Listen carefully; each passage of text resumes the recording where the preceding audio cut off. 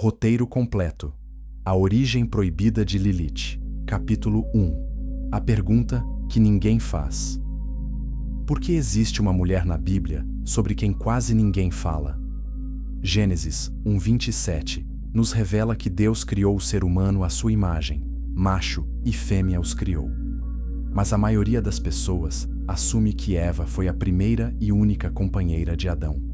Porém, manuscritos antigos e tradições preservadas contam uma história completamente diferente. Nesta jornada, vamos seguir 3 passos reveladores. Primeiro, vamos descobrir quem realmente era essa figura apagada da narrativa ocidental. Depois, vamos entender por que sua história foi suprimida por séculos. E, finalmente, vamos explorar o que acontece quando reconhecemos sua presença nas sombras das Escrituras. E uma vez que compreendemos essa primeira camada, a verdadeira história começa. A figura de Lilith habita um espaço estranho na consciência espiritual da humanidade. Ela não aparece nos sermões dominicais. Pastores raramente mencionam seu nome. Teólogos ocidentais frequentemente a descartam como folclore ou superstição. No entanto, ela persiste. Seu nome ecoa através de milênios de textos místicos, conjurações medievais e tratados rabínicos. Ela existe nas margens, nos espaços entre versículos oficiais, nas notas de rodapé que ninguém lê. Mas por que uma figura tão significativa seria deliberadamente excluída? A resposta revela mais sobre aqueles que escreveram a história do que sobre a própria história. Quando examinamos os textos que sobreviveram fora do cânone ocidental, descobrimos um padrão. Mulheres que desafiam a autoridade masculina são consistentemente removidas, reescritas ou transformadas em vilãs. Lilith representa o exemplo mais extremo dessa supressão sistemática. As escrituras que chegaram até nós passaram por inúmeras mãos, concílios, tradutores e censores. Cada geração decidiu o que era aceitável preservar. E em algum ponto da história cristã primitiva, alguém decidiu que a história de Lilith era perigosa demais para continuar. Não porque ela fosse falsa, mas precisamente porque carregava verdade demais. Uma verdade sobre poder, autonomia e a recusa de se submeter. Inscreva-se neste canal para descobrir mais verdades bíblicas ocultas que desafiam o que você pensava saber sobre as Escrituras. A tradição oral judaica preservou fragmentos de sua existência. O alfabeto de Ben Sira, um texto medieval, narra sua criação e conflito com Adão. O Zohar, obra fundamental da Cabala, a menciona repetidamente. Textos mesopotâmicos anteriores à Bíblia hebraica falam de demônios femininos noturnos com características similares. Todas essas fontes apontam para algo fundamental. Lilith não foi inventada por escritores medievais. Ela é ecos de algo muito mais antigo, algo que as narrativas oficiais tentaram enterrar. E a Bíblia etíope, com seus 81 livros, preserva camadas de significado que as versões ocidentais eliminaram. Essa coleção de textos sagrados, mantida pela Igreja Ortodoxa Etíope, oferece uma janela para o cristianismo primitivo antes das grandes exclusões. Antes que concílios decidissem quais livros eram inspirados e quais eram perigosos. Antes que a uniformidade se tornasse mais importante que a complexidade. Então, precisamos fazer uma pergunta honesta. Se Lilith era apenas mito ou fantasia, por que tantos esforços foram feitos para apagá-la? Por que sua ausência nas Bíblias ocidentais é tão completa que a maioria dos cristãos nunca ouviu seu nome? A resposta está no que ela representa. Ela é a mulher que disse não. A mulher que recusou subordinação. A mulher que escolheu exílio em vez de obediência. E essa narrativa, em qualquer época da história humana, é vista como ameaça por aqueles que mantêm poder através de hierarquias. Curta este vídeo se você está começando a perceber que a história bíblica é muito mais complexa do que te ensinaram. Mas antes de julgá-la como demônio ou celebrá-la como heroína, precisamos primeiro entender quem ela realmente era. Não através das lentes da demonização posterior, mas através dos textos mais antigos disponíveis. Precisamos reconstruir sua história pedaço por pedaço, e desde a criação até o exílio, desde a aliança com anjos caídos, até sua transformação em arquétipo do feminino suprimido. E o que descobrimos quando fazemos isso é perturbador. Descobrimos que a narrativa que nos foi entregue sobre os primeiros dias da humanidade está incompleta. Que Eva não foi a primeira mulher. Que o Jardim do Éden testemunhou um conflito de vontades antes da serpente aparecer. Que a queda da humanidade tem camadas que raramente exploramos. E que Lilith, longe de ser uma nota de rodapé esquecida, pode ser a chave para entender dinâmicas de poder que ainda moldam nossa espiritualidade hoje. Compartilhe este vídeo com alguém que precisa ouvir essa perspectiva diferente sobre as origens bíblicas. Então, onde exatamente encontramos Lilith? Que textos preservam sua memória? E por que a Bíblia etíope, a de todas as tradições cristãs, mantém pistas sobre sua existência?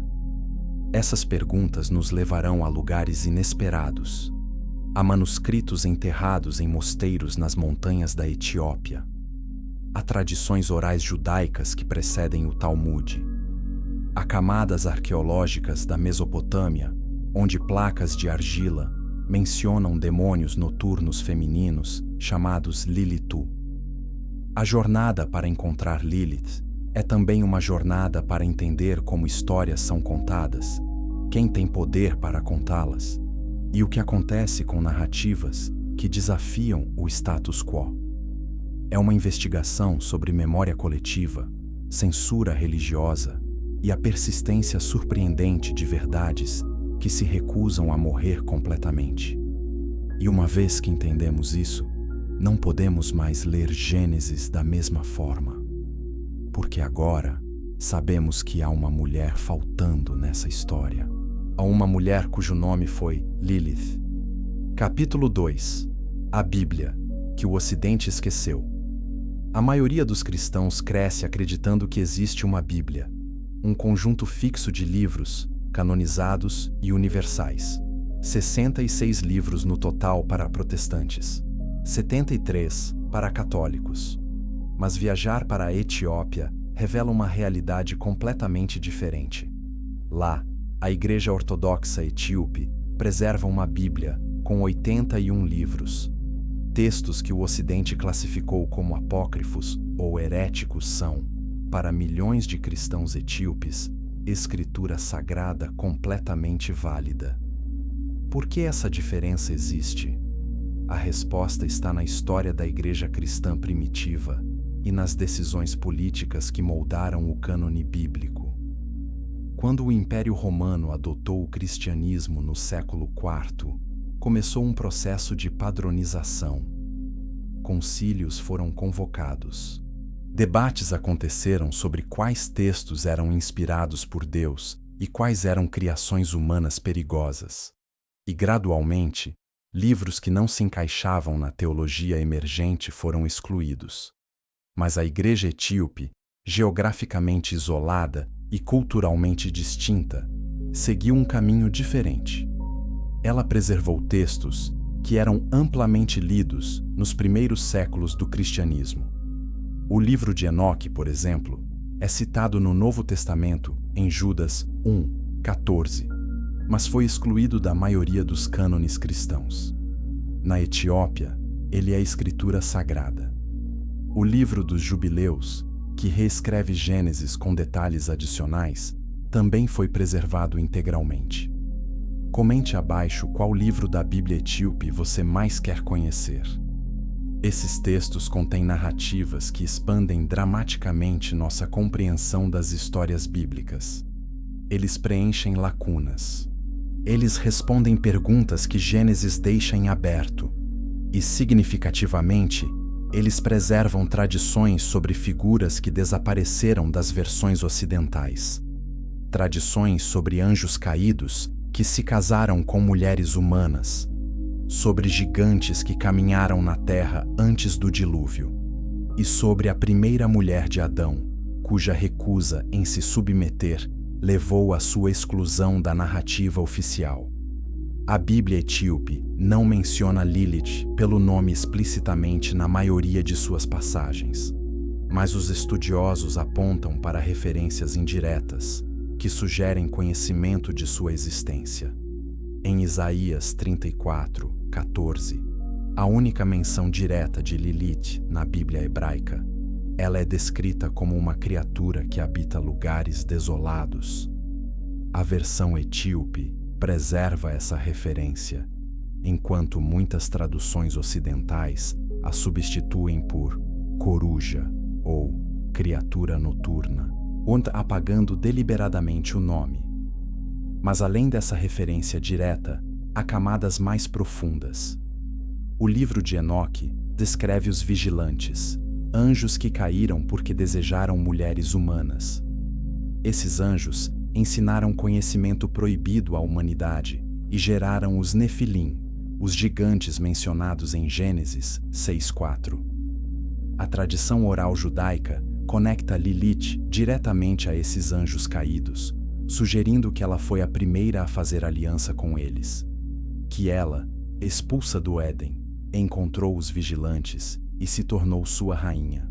Inscreva-se para explorar mais conexões ocultas entre textos bíblicos canônicos e apócrifos. O Livro dos Jubileus, outro texto preservado na Bíblia etíope, oferece uma cronologia detalhada da criação que difere sutilmente de Gênesis. Ele menciona que Adão ficou sozinho no jardim do Éden por um período antes de Eva ser criada. Esse intervalo é significativo. Ele abre espaço narrativo para outra companheira, para alguém que veio antes. E embora Jubileus não nomeie Lilith explicitamente, estudiosos notam que sua estrutura cronológica pressupõe eventos que a tradição oral judaica atribui ao tempo de Lilith. A questão então se torna: por que a Bíblia etíope preservaria pistas sobre Lilith, quando versões ocidentais a apagaram completamente? Parte da resposta está na relação da Etiópia com o judaísmo. A Etiópia tem uma longa tradição de interação com comunidades judaicas, incluindo os Beta Israel, judeus etíopes, cujas tradições remontam a séculos. Essas comunidades preservaram textos e tradições orais que incluem referências a Lilith. E quando o cristianismo chegou à Etiópia, ele absorveu elementos dessas tradições judaicas locais. Além disso, a Igreja etíope sempre foi mais aberta a textos místicos e visionários que o Ocidente. Enquanto a Igreja romana e mais tarde as igrejas protestantes enfatizavam racionalidade teológica e doutrina clara, a tradição etíope abraçava mistério, simbolismo e camadas de significado oculto. Nesse contexto, figuras como Lilith não eram ameaças a serem eliminadas, mas elementos de uma cosmologia espiritual complexa que merecia preservação. Curta este vídeo se você está percebendo quanto da história bíblica foi filtrada antes de chegar até você.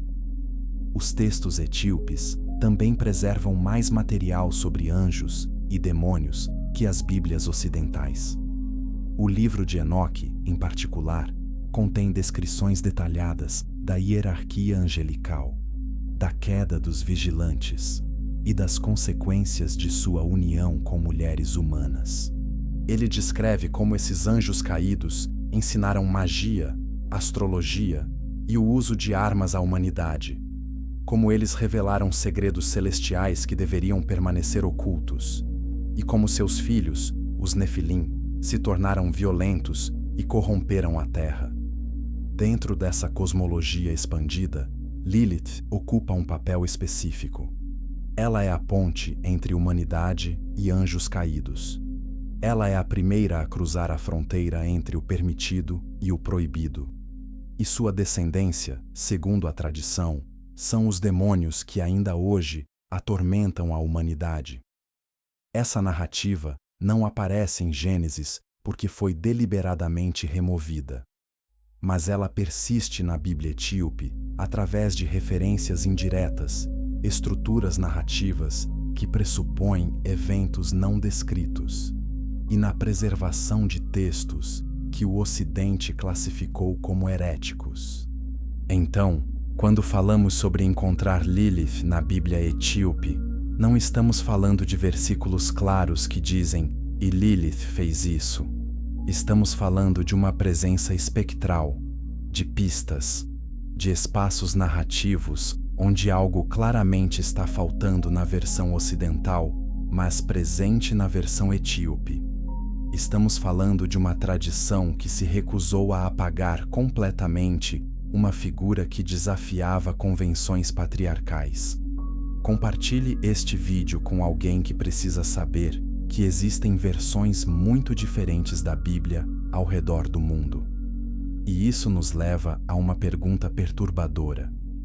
Quantas outras figuras, histórias e perspectivas foram apagadas da nossa compreensão das Escrituras? Se Lilith pode ser sistematicamente removida, que outras verdades foram suprimidas? A existência da Bíblia etíope prova que o processo de formar o cânone bíblico foi profundamente político. Que escolhas foram feitas não baseadas apenas em inspiração divina, mas em conveniência teológica e controle institucional. Reconhecer isso não significa rejeitar a Bíblia. Significa lê-la com olhos mais críticos e conscientes. Significa entender que as escrituras que temos são produto de decisões humanas, tanto quanto de revelação divina. E significa estar aberto à possibilidade de que textos preservados em outras tradições, como a etíope, possam oferecer perspectivas valiosas que enriquecem nossa compreensão em vez de ameaçá-la.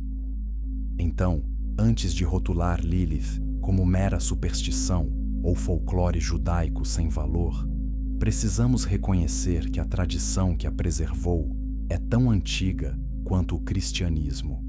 Que textos que a mencionam eram considerados escritura por comunidades cristãs primitivas, e que sua exclusão da narrativa ocidental foi escolha deliberada, não consenso universal entre todos os cristãos de todas as épocas. A Bíblia etíope existe como testemunha silenciosa dessa verdade, e agora, armados com esse conhecimento, podemos finalmente começar a reconstruir a história de Lilith desde o princípio. Capítulo 3. Duas criações, duas mulheres. Gênesis contém uma contradição que a maioria dos leitores nunca nota.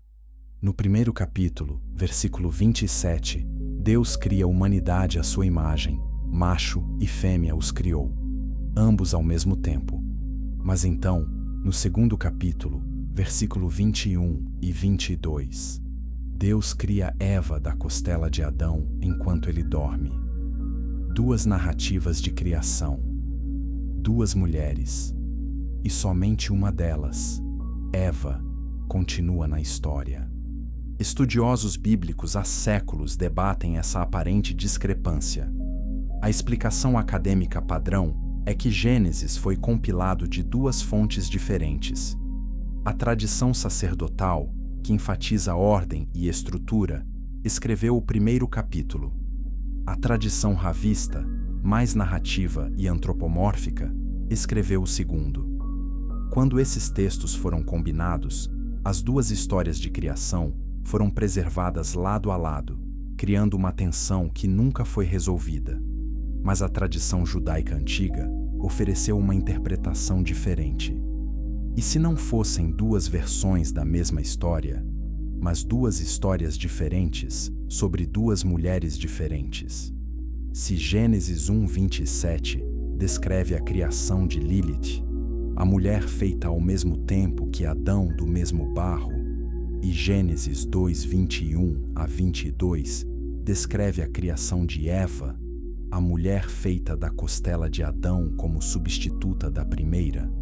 Essa interpretação resolve a contradição textual e explica por que uma das mulheres desaparece da narrativa. Comente sua opinião. Essa interpretação faz mais sentido do que ignorar a contradição? O alfabeto de Ben Sira, texto judaico medieval, preserva a versão mais detalhada dessa tradição. Ele narra que Lilith foi criada do mesmo barro que Adão, tornando-os iguais em origem. Quando Adão tentou forçá-la a uma posição submissa durante relações sexuais, ela recusou, argumentando que ambos eram iguais, já que ambos vieram da terra. Quando Adão insistiu em sua autoridade sobre ela, Lilith pronunciou o nome inefável de Deus, ganhou asas e voou para longe do jardim do Éden. Deus então enviou 3 anjos, Senoi, Sansenoi e Semangelof, para trazê-la de volta.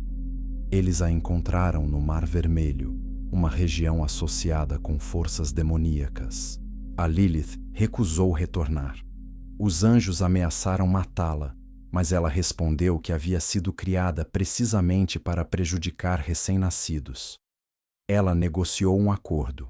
Prometeu poupar qualquer criança protegida por amuletos com os nomes dos 3 anjos.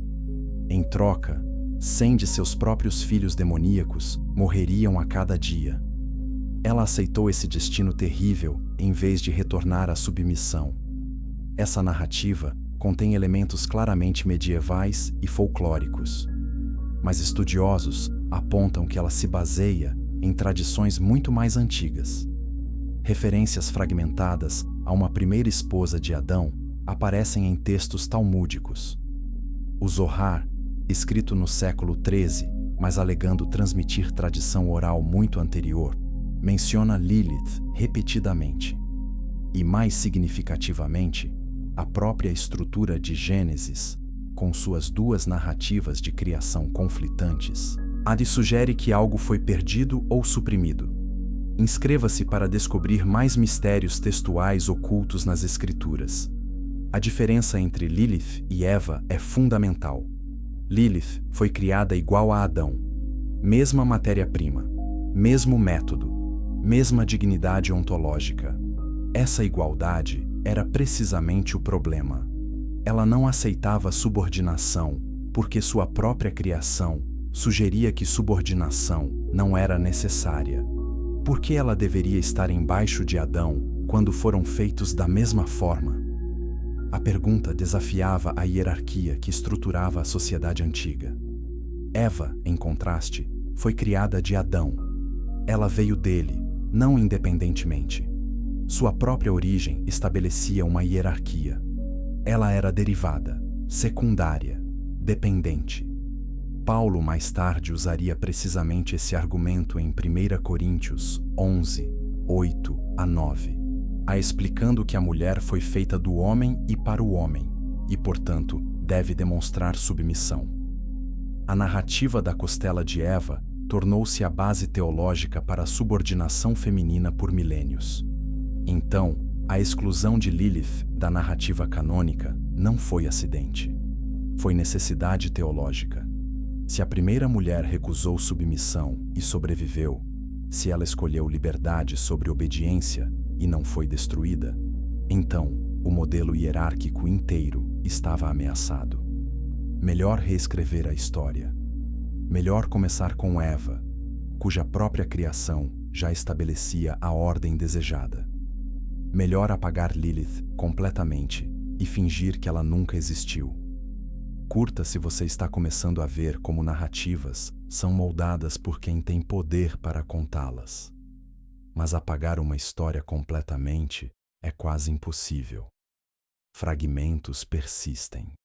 A contradição em Gênesis permanece visível. A menção única de Lilith em Isaías 34, 14 sobrevive apesar de tradutores tentarem disfarçá-la. Tradições orais continuam sendo transmitidas. e a Bíblia etíope preserva textos que assumem conhecimento de eventos não descritos em Gênesis. O livro dos Jubileus, por exemplo, descreve que Adão recebeu nomes para todas as criaturas, mas não menciona Eva sendo criada imediatamente. Há um intervalo temporal. Adão está sozinho por um período, trabalhando no jardim, nomeando animais. E somente depois desse período, Eva é criada. Esse intervalo é onde Lilith existia na tradição oral. É o espaço narrativo que foi esvaziado quando ela foi removida.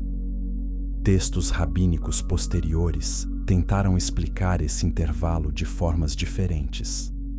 Alguns sugeriram que Adão tentou relacionamentos com animais antes de Eva, daí a proibição contra a bestialidade em Levítico. Outros sugeriram que ele ficou sozinho para apreciar a solidão antes de receber companhia. Mas a explicação mais antiga, preservada em fontes místicas, era simples. Havia outra mulher primeiro. Uma mulher cujo nome era Lilith. E ela partiu porque recusou o papel que lhe foi imposto. Compartilhe este vídeo para que mais pessoas entendam as camadas ocultas da narrativa do Gênesis. Então, por que essa história importa? Por que devemos nos preocupar com uma figura apagada e debatida? Porque a forma como contamos histórias sobre origens molda como entendemos identidade, poder e relacionamento.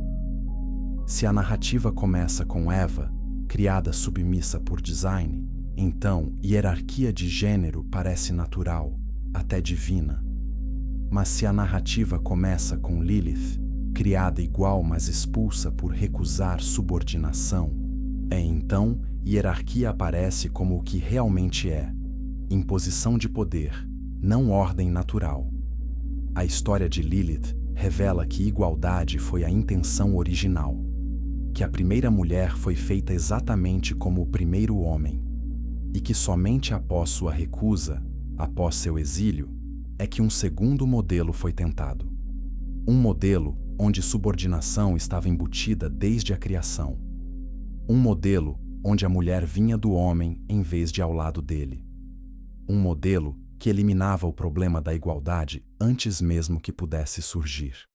E uma vez que vemos isso, não podemos desvê-lo. A contradição em Gênesis se torna gritante. A ausência de Lilith se torna presença. E começamos a fazer perguntas perigosas sobre quantas outras histórias foram reescritas, quantas outras vozes foram silenciadas, e que verdades ainda estão esperando para serem descobertas nas margens e silêncios das escrituras que recebemos. Mas antes de explorar mais profundamente o que aconteceu depois que Lilith partiu, precisamos primeiro entender exatamente o que ela recusou e por quê. Capítulo 4. A recusa, que mudou tudo. A recusa de Lilith não foi capricho, foi princípio. Segundo a tradição preservada no alfabeto de Ben Sira, o conflito central entre Lilith e Adão era sobre posição física durante o ato sexual. Adão insistia que Lilith ficasse embaixo dele. Lilith argumentava que ambos foram criados do mesmo barro e eram, portanto, iguais, e que não havia razão para ela estar sempre na posição inferior. Quando Adão tentou forçá-la, ela recusou. Superficialmente, isso parece ser sobre sexo. Mas estudiosos apontam que em culturas antigas, a posição sexual carregava significado simbólico profundo sobre poder social. Estar em cima significava dominância, controle, autoridade. Estar embaixo significava submissão, passividade, aceitação de autoridade alheia. O que parece ser um conflito sobre intimidade física era, na verdade, um conflito sobre quem tinha direito de exercer poder sobre quem. Lilith não estava simplesmente reivindicando prazer sexual igual. Ela estava reivindicando autonomia fundamental. Ela estava afirmando que sua igualdade ontológica, estabelecida no momento de sua criação, significava que ela não devia subordinação a Adão, que ser feita do mesmo barro lhe dava os mesmos direitos, e que qualquer tentativa de forçá-la à submissão era violação dessa igualdade fundamental. Comente abaixo. Você acha que Lilith estava certa em recusar submissão forçada? Adão claramente discordava. Ele reivindicava a autoridade sobre Lilith baseado em seu gênero. O fato de ser macho lhe dava, em seu entendimento, direito natural de dominar a fêmea. Não importava que ambos tivessem sido criados da mesma forma. Não importava que ela fosse igualmente humana, igualmente feita à imagem de Deus. O que importava era a hierarquia de gênero que ele assumia ser natural e correta. Quando Lilith recusou aceitar essa hierarquia, Adão aparentemente tentou forçá-la fisicamente. E foi nesse momento que Lilith tomou a decisão que definiria toda a sua existência subsequente. Ela pronunciou o nome secreto de Deus, o Tetragrammaton, cujo som tinha poder criativo e destrutivo. Usando esse nome, ela adquiriu asas e voou para longe do jardim do Éden, escolhendo o exílio sobre submissão forçada. Esse ato de pronunciar o nome divino é significativo. Sugere que Lilith tinha conhecimento espiritual que não deveria ter, que ela acessou o poder reservado para seres angelicais ou profetas, e que ela estava disposta a usar esse poder proibido para garantir sua liberdade. Em outras palavras, sua primeira transgressão não foi desobediência a uma regra específica, mas apropriação de conhecimento e poder que pertenciam a outros. Inscreva-se para explorar mais momentos decisivos nas narrativas bíblicas ocultas. Deus aparentemente respondeu à partida de Lilith, enviando 3 anjos para recuperá-la. Senói, Sansenói e Semangelof foram incumbidos de trazê-la de volta ao jardim e forçá-la a retornar para Adão. Eles a encontraram nas margens do Mar Vermelho, uma região associada com o Êxodo, mas também em tradições místicas e com forças caóticas e demoníacas. Lilith havia deixado o território ordenado do Éden e entrado em território selvagem e não domesticado. Os anjos entregaram o ultimato de Deus: retornar ou morrer. 100 de seus filhos morreriam cada dia se ela recusasse voltar. Essa ameaça revela algo perturbador. No tempo entre sua partida e o encontro com os anjos, Lilith já havia dado à luz. Já havia se tornado mãe de uma multidão de descendentes. Mas como, se ela havia partido sozinha do Éden? Com quem ela havia procriado no deserto? A tradição responde: com demônios, com os espíritos que habitavam as regiões selvagens fora do jardim, e mais tarde, com os anjos caídos conhecidos como vigilantes. Lilith havia cruzado outra fronteira fundamental, entre o humano e o não humano. Suas uniões produziram descendência híbrida, criaturas que não eram nem humanas, nem angelicais, nem demoníacas, mas algo entre. Esses eram seus filhos que Deus ameaçava matar. Curta este vídeo se você está percebendo o quanto dessa história foi suprimida da narrativa mainstream. Lilith fez um cálculo terrível. Ela recusou retornar, mesmo sabendo que 100 de seus filhos morreriam diariamente. Ela negociou um acordo alternativo. Ela não mataria nenhuma criança humana que estivesse protegida por amuletos com os nomes dos 3 anjos. Mas crianças desprotegidas estariam vulneráveis. E ela aceitou a morte de seus próprios filhos como preço de sua liberdade contínua. Esse acordo transforma Lilith de mulher que recusa submissão em demônio que mata crianças. É o momento em que sua demonização se torna literal. Mas precisamos perguntar: essa é realmente a história do que aconteceu? Ou é a história contada por aqueles que queriam justificar sua exclusão e demonização? Quantas mulheres através da história foram transformadas em monstros simplesmente porque recusaram aceitar o lugar designado a elas? A versão preservada que temos vem de fontes que já haviam decidido que Lilith era má, que sua recusa era pecado, que seu exílio era punição merecida. Mas e se lermos essa história de outra forma? E se virmos Lilith como a primeira refugiada, fugindo de violência doméstica e escolhendo sobrevivência no exílio em vez de abuso no paraíso? E se seus filhos não são demônios literais, mas a descendência metafórica de sua recusa, todas as mulheres subsequentes que escolheram autonomia sobre obediência? Compartilhe esta perspectiva com alguém que precisa ouvir que há múltiplas formas de interpretar textos antigos. O que torna a história de Lilith tão poderosa é precisamente sua ambiguidade. Ela pode ser lida como história de advertência sobre os perigos da desobediência feminina, ou pode ser lida como história de libertação sobre uma mulher que recusou aceitar opressão. A mesma narrativa, duas interpretações opostas. E a interpretação que prevaleceu por séculos foi a primeira. Lilith como demônio, como advertência, como exemplo do que acontece com mulheres que não conhecem seu lugar. Mas a própria existência da história sugere algo mais profundo. Sugere que houve resistência desde o princípio, que a hierarquia de gênero não foi aceita universalmente como natural ou divina, que houve vozes, mesmo nas tradições mais antigas, que questionaram se subordinação feminina era realmente vontade de Deus ou simplesmente vontade de homens que reivindicavam falar por Deus.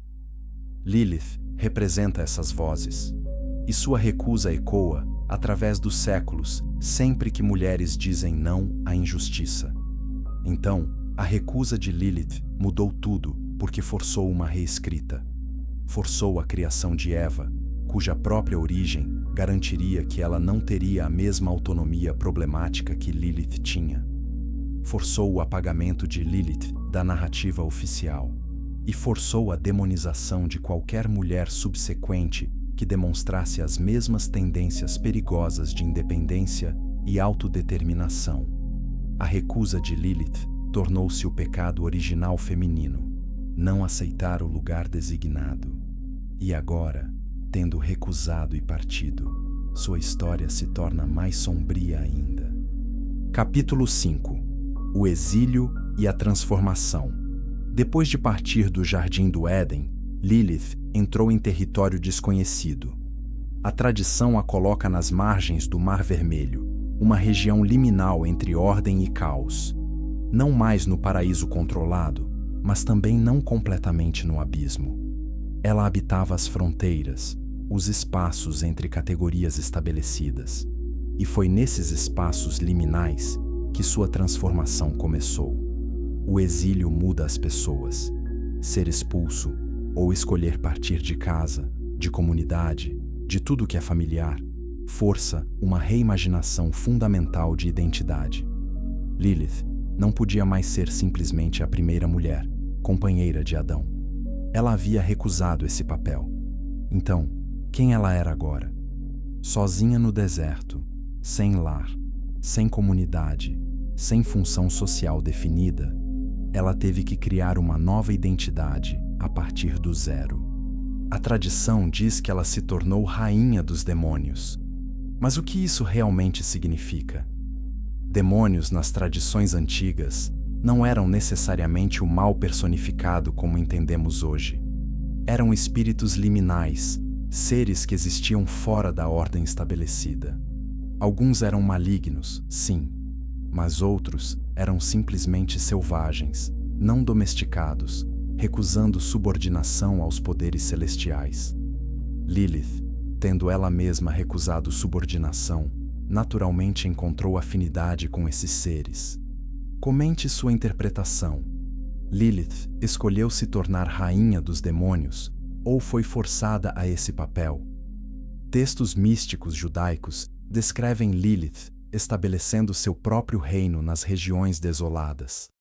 Ela não estava simplesmente vagando sem rumo. Ela estava construindo algo novo, um espaço onde as regras do Éden não se aplicavam, onde hierarquia não era assumida, onde seres rejeitados pelo céu podiam encontrar refúgio. Em certo sentido, ela criou uma contra-realidade ao Jardim do Éden. Se o Éden era ordem, obediência e hierarquia, o reino de Lilith era liberdade, caos e igualdade entre os exilados. Mas essa liberdade tinha preço. Os textos que descrevem esse período enfatizam solidão e dor.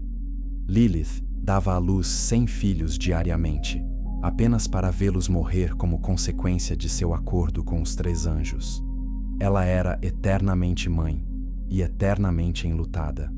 Essa fertilidade grotesca e interminável, seguida de morte constante, transforma Lilith em figura de dor feminina extrema. Ela é a mãe que não pode proteger seus filhos, a mulher cuja capacidade de dar vida está permanentemente ligada à morte. Alguns estudiosos interpretam essa fertilidade demoníaca como metáfora. Cada pensamento rebelde, cada ato de resistência contra a hierarquia estabelecida, cada momento de autonomia feminina é um filho de Lilith. E cada um desses atos é rapidamente suprimido, morto pelas forças de ordem patriarcal. 100 por dia nascem, 100 por dia morrem. A resistência é eterna e eternamente derrotada. No entanto, Lilith continua. Ela não para de gerar, não para de resistir, não retorna à submissão apesar da dor. Inscreva-se para mais análises profundas de figuras bíblicas marginalizadas. A transformação de Lilith de mulher em demônio também envolveu mudanças físicas, segundo a tradição. Ela adquiriu asas, permitindo-lhe voar. Suas mãos e pés tornaram-se garras. Seu cabelo cresceu selvagem e indomado. Ela era descrita como sedutoramente bela, mas terrivelmente perigosa. Essa monstruosidade física representa a forma como mulheres desobedientes eram percebidas. Não totalmente humanas, híbridas entre mulher e besta, bonitas por fora, mas venenosas por dentro. Mas podemos ler essas transformações de outra forma. As asas representam liberdade de movimento. As garras representam capacidade de autodefesa.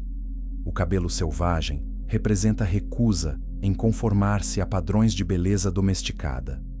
A sedução perigosa representa a sexualidade feminina não controlada por homens.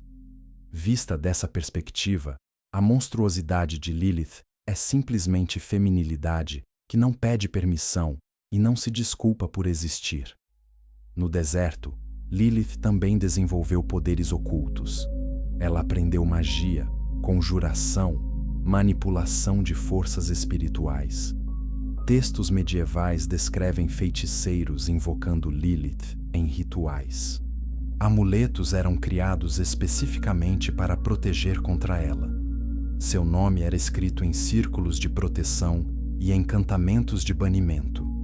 Ela se tornou uma das entidades espirituais mais temidas na demonologia judaica e cristã primitiva. Curta. Se você está percebendo como o poder feminino foi sistematicamente redefinido como bruxaria e demonologia. Mas por que Lilith especificamente era tão temida?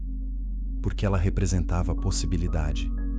Ela provava que mulheres podiam recusar, que elas podiam partir, que elas podiam sobreviver fora das estruturas patriarcais. E mais do que sobreviver, elas podiam prosperar, construir poder alternativo, tornar-se forças a serem reconhecidas. Cada mulher que ouvia a história de Lilith aprendia que submissão não era inevitável, que havia alternativas, mesmo que viessem com custos terríveis. Por isso, Lilith tinha que ser transformada em monstro. Sua história tinha que ser contada como advertência, não como inspiração. Seu poder tinha que ser retratado como maligno, não como libertador. e sua escolha tinha que ser apresentada como tragédia e pecado, não como ato legítimo de autodeterminação. A demonização de Lilith era a propaganda necessária para manter a ordem social que ela havia desafiado. No entanto, mesmo como demônio, Lilith retinha a humanidade perturbadora. Ela sentia dor pela morte de seus filhos. Ela ansiava por conexão, daí sua busca por parceiros mesmo entre anjos caídos. Ela não era mal puro e simples. Ela era complexa, contraditória, tanto vítima quanto ameaça. E essa complexidade a tornava mais assustadora do que um demônio unidimensional poderia ser. Porque ela era reconhecível. Ela era o que qualquer mulher poderia se tornar se fizesse as escolhas erradas, ou as escolhas certas, dependendo de sua perspectiva. Compartilhe este vídeo com alguém que entende que monstros frequentemente são apenas pessoas que recusaram se conformar. E então Lilith, agora rainha de seu próprio reino sombrio, encontrou os vigilantes. Esses anjos caídos, que haviam deixado suas posições celestiais porque desejavam mulheres humanas, reconheceram uma alma irmã em Lilith. Ela também havia caído, também havia escolhido desejo sobre dever. E da união entre Lilith e os vigilantes, algo novo e terrível nasceu. Algo que ameaçaria não apenas o Jardim do Éden, mas toda a ordem criada. Algo que forçaria Deus a intervir drasticamente e enviar o dilúvio para destruir quase toda a vida na Terra. Mas antes de chegarmos a essa catástrofe, precisamos entender quem eram os vigilantes e por que eles caíram. Capítulo 6. Anjos caídos e alianças proibidas. O livro de Enoque, preservado integralmente na Bíblia etíope, mas excluído da maioria dos cânones cristãos, conta uma história que expande dramaticamente nossa compreensão de Gênesis 6. Esse capítulo menciona brevemente que os filhos de Deus viram que as filhas dos homens eram bonitas e tomaram para si esposas dentre elas, e que, naqueles dias, havia gigantes na terra, e também depois, quando os filhos de Deus se uniram às filhas dos homens e elas lhes deram filhos. Essas duas frases em Gênesis deixam mais perguntas do que respostas. Quem eram os filhos de Deus? Por que sua união com mulheres humanas era problemática? Quem eram os gigantes e de onde vieram? A narrativa de Gênesis não explica. Ela simplesmente declara que a maldade do homem se multiplicara sobre a terra e que Deus decidiu destruir toda a vida com o dilúvio. A conexão entre a união dos filhos de Deus com mulheres humanas e o aumento da maldade é apenas implicada, não explicada. O livro de Enoque preenche essas lacunas com detalhes extraordinários. Ele identifica os filhos de Deus como anjos chamados vigilantes, que haviam sido designados por Deus para observar a humanidade, mas não interferir. 200 desses anjos, liderados por um anjo chamado Semiasa, conspiraram juntos. Eles observavam as mulheres humanas e as desejavam, e decidiram descer à terra, tomar esposas humanas e gerar filhos. Comente, você acha que esses anjos caídos agiram por amor ou por luxúria? Enoque descreve que esses vigilantes desceram no Monte Hermon e fizeram um juramento vinculativo. Eles sabiam que o que estavam prestes a fazer era transgressão. Então, juraram que todos compartilhariam a culpa igualmente, que nenhum desistiria e deixaria os outros carregarem a responsabilidade sozinhos. Esse juramento transformou sua transgressão de atos individuais em conspiração coletiva e selou seu destino. Os vigilantes, então, tomaram esposas humanas. Mas eles fizeram mais do que simplesmente se casar. Enoque revela que eles ensinaram conhecimento proibido à humanidade. Um anjo chamado Azazel ensinou aos homens como fazer espadas, facas, escudos e armaduras, introduzindo guerra organizada. Ele também ensinou cosméticos e adornos às mulheres. Outros anjos ensinaram magia, encantamentos, astrologia e observação das estrelas. Conhecimento celestial foi revelado prematuramente à humanidade, antes que ela estivesse pronta. E as esposas dos vigilantes deram à luz os Nefilim, os gigantes mencionados em Gênesis 6:4. Esses filhos híbridos de anjos e humanas eram enormes, poderosos e violentos. Eles consumiam toda a produção da humanidade e, quando a comida acabava, começavam a devorar os próprios humanos. Eles lutavam entre si e espalhavam violência pela terra. A criação de Deus estava sendo corrompida e destruída por essas criaturas que não deveriam existir. Inscreva-se para explorar mais conexões entre textos canônicos e apócrifos que mudam tudo. Então, onde Lilith se encaixa nessa narrativa? A tradição oral judaica, preservada em textos místicos medievais, conecta Lilith diretamente aos vigilantes. Alguns textos a identificam como esposa ou consorte de Samael, outro nome para o líder dos anjos caídos. Outros a descrevem como seduzindo os vigilantes e atraindo-os para a transgressão. Outros ainda a apresentam como aliada natural dos anjos caídos, reconhecendo neles espíritos irmãos que também haviam escolhido desejo sobre obediência. A conexão faz sentido narrativo. Lilith já estava exilada do Éden quando os vigilantes desceram. Ela já havia cruzado a fronteira entre ordem e caos, e ela já havia demonstrado disposição de unir-se com seres não humanos, já que a tradição diz que ela deu à luz demônios no deserto. Os vigilantes, recém-chegados à Terra e procurando parceiras, teriam encontrado em Lilith alguém que entendia sua posição, alguém que não os julgaria, alguém que compartilhava seu status de caído. Alguns textos sugerem que Lilith não apenas se uniu aos vigilantes, mas os encorajou ativamente. Que ela foi a voz sussurrando que eles mereciam o que desejavam. Que as regras celestiais eram opressivas e arbitrárias. Que transgressão não era pecado, mas libertação. Nessa versão, Lilith é a primeira tentadora, precedendo a serpente no jardim. Ela é a voz do caos, seduzindo ordem para longe de seu lugar designado. Curta este vídeo se você está percebendo os paralelos entre Lilith e outras figuras femininas demonizadas. Mas, novamente, precisamos perguntar: essa é a história verdadeira ou propaganda? Quando mulheres são consistentemente retratadas como tentadoras que levam homens bons à ruína, devemos questionar se isso reflete realidade ou serve para isentar homens de responsabilidade por suas próprias escolhas. Os vigilantes eram anjos poderosos e antigos. Eles não eram vítimas indefesas de sedução feminina. Eles fizeram escolhas deliberadas, até fazendo um juramento coletivo antes de agir. Colocar Lilith como arquiteta de sua queda é conveniente. Permite que a narrativa culpe uma mulher pela corrupção de anjos e pela destruição quase total da humanidade no dilúvio. Mas Enoque não menciona Lilith. Ele coloca a responsabilidade firmemente nos vigilantes mesmos. Eles desejaram. Eles conspiraram.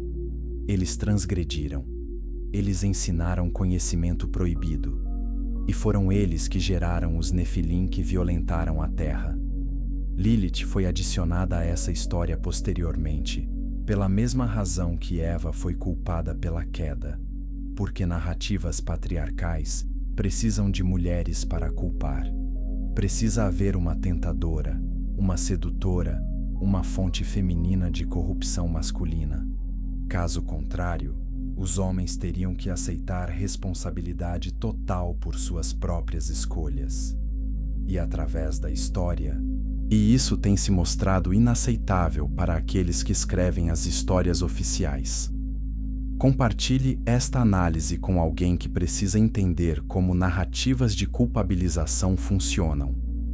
Não obstante como interpretamos o papel de Lilith, a aliança entre ela e os vigilantes representa algo profundo. Representa a união entre duas formas de rebelião: rebelião humana contra a hierarquia social e rebelião angelical contra a ordem cósmica. Quando essas duas formas de transgressão se unem, o resultado é catastrófico. Os Nefilim, nascidos dessa união proibida, não se encaixam em nenhuma categoria. Não são humanos, não são anjos, não são demônios. São híbridos impossíveis, cuja própria existência viola as fronteiras que estruturam a criação. E Deus responde com o dilúvio. Toda a vida na terra deve ser destruída para eliminar a contaminação dos Nefilim. Apenas Noé e sua família, preservados na arca, sobreviverão para recomeçar. Os vigilantes serão acorrentados e aprisionados até o julgamento final. E os espíritos dos Nefilim mortos, sem lugar no céu ou na terra, vaguearão como demônios atormentando a humanidade até o fim dos tempos. Mas Lilith sobrevive. Ela é imortal, ou pelo menos longeva demais para ser destruída pelo dilúvio. E seus filhos, os demônios que ela continua gerando, também persistem. A contaminação não é completamente eliminada. O caos que Lilith representa não pode ser totalmente suprimido. E enquanto ela existir, a possibilidade de rebelião, transgressão e recusa permanece. Ela é a ferida espiritual que nunca cicatriza completamente. E agora, tendo formado alianças e gerado descendência, ela se torna oficialmente a mãe de todos os demônios que afligem a humanidade. Capítulo 7. A mãe dos demônios. Na demonologia judaica e cristã primitiva, Lilith ocupa um lugar único e terrível. Ela é identificada como a mãe primordial dos demônios. Não no sentido de que todos os demônios descendem literalmente dela, embora alguns textos sugiram isso, mas no sentido de que ela representa a origem e arquétipo da influência demoníaca sobre a humanidade. Ela é a matriz da qual toda resistência ao divino emerge, a fonte espiritual de rebelião, desobediência e caos.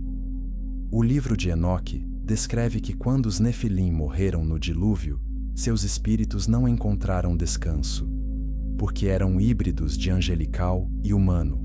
Não tinham lugar designado após a morte. Espíritos humanos descem ao Sheol para aguardar julgamento. Anjos caídos são acorrentados no abismo. Mas os Nefilim, sendo ambos e nenhum, e vagueiam pela terra como espíritos malignos. Esses são os demônios que atormentam, possuem e tentam a humanidade. Lilith está intimamente conectada a esses espíritos. Alguns textos a identificam como mãe de alguns Nefilim, tendo ela mesma se unido aos vigilantes. Outros a descrevem como rainha dos demônios, que resultaram da morte dos Nefilim. Outros ainda sugerem que os 100 filhos que ela gera diariamente são demônios que ela envia para atormentar a humanidade antes que morram ao anoitecer. De qualquer forma, Lilith e demônios estão inextricavelmente ligados. Comente sua opinião. Você acha que demônios são entidades literais ou representações de forças psicológicas? A tradição judaica desenvolveu uma demonologia complexa ao redor de Lilith. Ela era especialmente associada com perigo para recém-nascidos e mulheres grávidas. Amuletos para proteção contra Lilith eram comuns em comunidades judaicas por séculos. Esses amuletos tipicamente incluíam os nomes dos 3 anjos, Senoi, Sansenoi e Semangeloth, que haviam confrontado Lilith no Mar Vermelho. Também incluíam fórmulas de proteção e versículos bíblicos. Por que especificamente recém-nascidos? A tradição diz que Lilith foi condenada a ver 100 de seus próprios filhos morrerem diariamente. Em vingança e dor, Ela busca crianças humanas para matar. Ela entra em quartos durante a noite, sufoca bebês em seus berços e causa morte súbita infantil. Mães acordavam encontrando seus filhos mortos sem explicação, e Lilith era culpada. Esse medo era tão real que rituais elaborados eram realizados para proteger recém-nascidos nos primeiros dias de vida. Mas devemos reconhecer o que essa tradição representa. Morte infantil era tragicamente comum no mundo antigo. Infecções, desnutrição, complicações de parto, doenças sem tratamento eficaz ceifavam vidas jovens regularmente. Comunidades precisavam de explicações para perdas inexplicáveis. E Lilith, já estabelecida como figura de caos e ameaça, tornou-se bode expiatório conveniente. Culpar um demônio era mais suportável que aceitar que a morte era simplesmente aleatória e sem sentido. Inscreva-se para explorar como figuras mitológicas funcionam como explicações para fenômenos inexplicados. Lilith também estava associada com sexualidade masculina noturna. A tradição dizia que ela visitava homens em seus sonhos, seduzindo-os e coletando seu sêmen para gerar mais demônios. Emissões noturnas eram explicadas como resultado de visitas de Lilith ou suas filhas demoníacas, as Lilin. Essa tradição servia múltiplos propósitos. Explicava fenômenos sexuais naturais em termos espirituais e também providenciava desculpa conveniente para homens que experimentavam desejos sexuais que não deveriam ter. Não era culpa deles, era influência demoníaca. Para mulheres, Lilith representava perigo diferente. Ela era invocada como explicação para infertilidade, abortos espontâneos, complicações de parto e morte materna. Qualquer problema relacionado à reprodução feminina podia ser atribuído à malícia de Lilith. Isso transformava processos biológicos naturais em batalha espiritual. Mulheres não eram apenas grávidas, elas estavam defendendo seus bebês contra ataques demoníacos. Parto não era apenas processo físico, era guerra espiritual contra forças que queriam destruir nova vida. Essa demonização da reprodução feminina revela ansiedades profundas sobre corpo feminino e sexualidade feminina. O corpo que pode criar vida é poderoso, misterioso e potencialmente ameaçador para a ordem patriarcal. Associá-lo com demônios e perigo espiritual era forma de controlá-lo, de subordinar poder feminino reprodutivo à autoridade religiosa masculina. Mulheres precisavam de proteção masculina, de rituais controlados por homens, de amuletos escritos por escribas masculinos, para estar seguras de outras mulheres demonizadas como Lilith. Curta se você está vendo como o controle do corpo feminino tem sido justificado através de narrativas espirituais. Textos cabalísticos medievais expandiram ainda mais o papel de Lilith na cosmologia demoníaca. O Zohar a descreve como esposa de Samael, o anjo da morte, a governando juntos sobre as forças da impureza espiritual. Ela é identificada com a serpente no jardim do Éden, sugerindo que foi ela quem tentou Eva, não uma serpente literal. Essa identificação conecta as duas grandes transgressões femininas na tradição bíblica: a recusa de Lilith em se submeter a Adão e a oferta de Eva da fruta proibida. Alguns textos vão mais longe, sugerindo que Lilith e Eva representam duas faces da mesma realidade. Eva é a mulher domesticada, controlada, subordinada. Lilith é a mulher selvagem, livre, perigosa. Todo homem deseja Eva durante o dia e teme Lilith durante a noite. Toda mulher contém ambas as potencialidades. Pode ser Eva obediente ou Lilith rebelde. E a sociedade estrutura-se inteira ao redor de garantir que mulheres escolham Eva e rejeitem Lilith. Mas Lilith recusa-se a ser rejeitada. Mesmo demonizada, mesmo transformada em criatura noturna aterrorizante, ela persiste. Seu nome continua sendo invocado. Suas histórias continuam sendo contadas.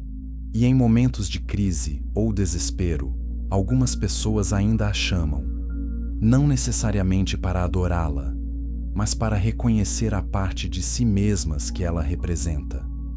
A parte que recusa, que resiste, que diz não mesmo quando o custo é terrível. Compartilhe este vídeo com alguém que precisa entender as raízes antigas de como sexualidade feminina foi demonizada. E aqui está o paradoxo central de Lilith.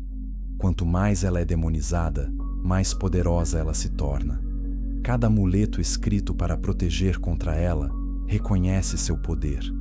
Cada ritual realizado para bani-la admite sua presença. Cada advertência contra invocá-la confirma que ela responde. A tradição tentou suprimi-la, transformando-a em monstro, mas monstros são inesquecíveis. Eva pode ser modelo de virtude, mas Lilith é presença que assombra. E é difícil dizer qual das duas tem mais influência sobre imaginação humana. Então, Lilith reina como rainha dos demônios, mãe de horrores, predadora noturna, mas também como símbolo persistente de possibilidade. Cada mulher que recusa a injustiça está canalizando Lilith. Cada pessoa que escolhe autonomia sobre segurança está seguindo seu caminho. E cada geração que redescobre sua história deve decidir: ela é demônio a ser temido ou ancestral a ser honrada? A resposta depende de onde você está na hierarquia que ela desafiou. E agora, precisamos ver como especificamente a tradição judaica desenvolveu e elaborou sua figura através dos séculos.